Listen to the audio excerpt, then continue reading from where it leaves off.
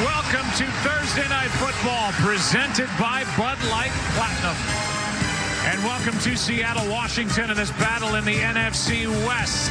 Two of the best teams in the NFL going at it. The Los Angeles Rams, 3-1. The Seattle Seahawks, 3-1. And now welcome inside the broadcast booth, everybody. I'm Joe Buck, along with the Hall of Famer Troy Aikman. Glad to have you with us here tonight. Well, in the NFC West, you've got a 49er team that is 3-0. They're going to be coming off a bye. Then you've got these two teams at 3-1. They're off to good starts. Let's talk about the Seattle Seahawks.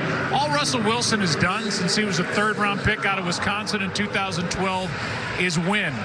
And despite all that winning, and he's won a Super Bowl, Pete Carroll says he's off to his best start ever. But I get the sense, Troy, that they're back to what they want to do, which is pound the football. There's no doubt. You think back to the early years under Russell Wilson and their ability to pound the football, specifically with Marshawn Lynch. And then they went through a few years where they just got away from the running game, and they relied more and more on Russell Wilson throwing the football. I think the transformation back to this power running game started last year, a postseason berth, and they've continued with that with Chris Carson again this season. All right, now on the other side, you've got a Rams team that's 3-1. They're defending NFC champions, but there are a lot of questions about Todd Gurley and that left knee. Some have said it's arthritic.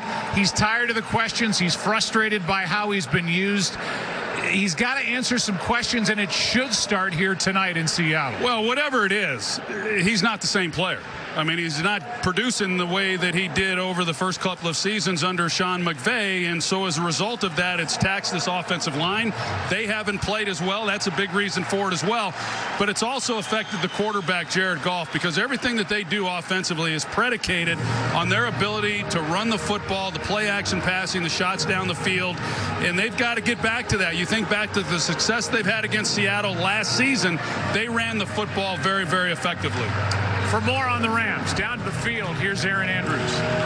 Well, Michael Brocker said it perfectly after the loss to Tampa Bay at home, Joe. He said, "We were served a piece of humble pie." Some other good quotes coming from that defeat. Sean McVay talking about it was a real wake-up call to everybody. Eric Weddle wanting to burn the film, just burn it and move on. And Aaron Donald saying you can throw your pity party, but we got to get back to work. It's a short week. Eric Weddle telling me, that game on Sunday, it just spiraled. He said we couldn't turn the tide. He said it was a complete disaster, but it happens. And he said when we were down 21-0, some teams would have folded. We fought our way back, but the Rams, he said, we just couldn't finish it. He said the good news, it is a short week. We do have a Thursday night game, and he called that a blessing in disguise. For more on the Seattle Seahawks, let's send it over to Christina Pink.